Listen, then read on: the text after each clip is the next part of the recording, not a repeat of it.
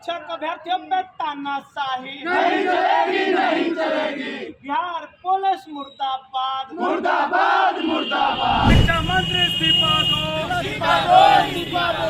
शिक्षा मंत्री इस्तीफा दो, इस्तीफा दो, इस्तीफा दो। प्राथमिक शिक्षक विज्ञप्ति जारी करो, जारी करो, जारी करो। शिक्षा मंत्री हाय हाय हाय हाय हाय हाय नीतीश कुमार हाय हाय हाय हाय हाय। नमस्ते, मेरा नाम आदित्य है और आप सभी का द पंचायत में स्वागत है। देखिए जी, लगातार लगभग पिछले 3.5 सालों से सीटेट, बीटेट और एसटीईटी के शिक्षक अभ्यर्थी हैं, लगातार पटना के सड़कों पे आंदोलन करते रहते हैं। लगातार पटना के गर्दनी बाग में महीनों महीनों बैठे रहते हैं, लेकिन उनको कुछ भी सुनवाई उनके ऊपर नहीं होती है। जैसे कि लगातार पिछले कई दिनों से लगातार सीटेट बीटेट शिक्षक अभ्यर्थी 22 अगस्त हो या 13 दिसंबर हो, वो शिक्षक अभ्यर्थी पटना में डाक बंगला चौराहे का उन लोगों ने लगभग कई घंटों तक घेराव किया। तमाम जो ट्रैफिक सिस्टम है उसको बंद कर दिया गया वहाँ पे लगभग 4-4 घंटे तक। उनके ऊपर कई बार लाठी चलाया गया, आंसू गैस का गोला छोड़ा गया, वाटर कैनन छोड़ा गया। उसके बावजूद भी सीटेट बीटेट शिक्षक अभ्यर्थी लगातार अपने मांगों को लेकर पटना के सड़कों पर उतरते रहते हैं। आखिर उनकी मांग क्या है? उनकी मांग ये है कि 7th फेज़ का प्राइमरी नोटिफिकेशन जारी कर दिया जाए ताकि उनकी जो प्रक्रिया है आगे की शुरू हो जाए। उसको लेकर जिस तरीके से 13 दिसंबर को सीटेट बीटेट शिक्षक अभ्यर्थियों पे, हालांकि उस दिन सीटेट बीटेट शिक्षक अभ्यर्थी केवल नहीं थे, उस दिन एसटीईटी, बीटेट, सीटेट सभी शिक्षक अभ्यर्थी थे, बीपीएससी के भी अभ्यर्थी थे। वहाँ पे लगभग हज़ारों से ज़्यादा की संख्या में वो अभ्यर्थी वहाँ पे पटना के डाक बंगला चौराहा पर उन लोगों ने घेराव कर लिया था। कई घंटों तक ट्रैफिक सिस्टम बंद पड़ा था वहाँ पे।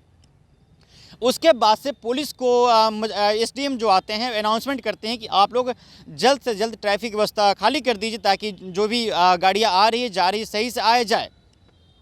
उसके बाद जैसे एसडीएम अनाउंस करते हैं वो, उसके बाद से कुछ घंटों बाद उन शिक्षक अभ्यर्थियों पे पुलिस लाठीचार्ज करती है। लाठीचार्ज ऐसे करती है जैसे कि मान लीजिए किसी चोर को मार रही है या किसी चोर को पकड़ रही है।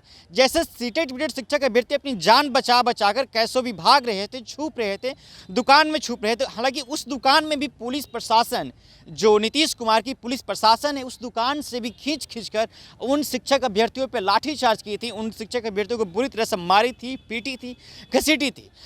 लगभग 2-3 दर्जन शिक्षक अभ्यर्थियों को बंद कर दिया गया हाजत में ले जाकर 24 घंटे के लिए। उसके बाद से उन सभी को रिहा कर दिया गया है। उसको लेकर सीटेट बीटेट शिक्षक अभ्यर्थियों पर जिस तरीके से लाठी चार्ज हुआ था, उस दिन भी 13 दिसंबर को भी सीटेट बीटेट शिक्षक अभ्यर्थियों ने कैंडल मार्च निकालकर पटना के गर्दनी बाग से आर ब्लॉक चौराहे तक वो लोग गए थे। और फिर से शिक्षक जो अभ्यर्थी हैं अपने अपने इलाके में, अपने अपने शहर में सैकड़ों से ज़्यादा की संख्या में मिलकर वो लोग कैंडल मार्च निकाल रहे हैं। लोगों को बता रहे हैं कि आखिर ये सरकार हम लोग साथ क्या रवैया अपना रही है। जिस तरीके से लाठी चार्ज हुआ था उसको लेकर शिक्षक अभ्यर्थियों ने कैंडल मार्च निकाला है। आज शाम को वो वीडियो आप देख लीजिएगा।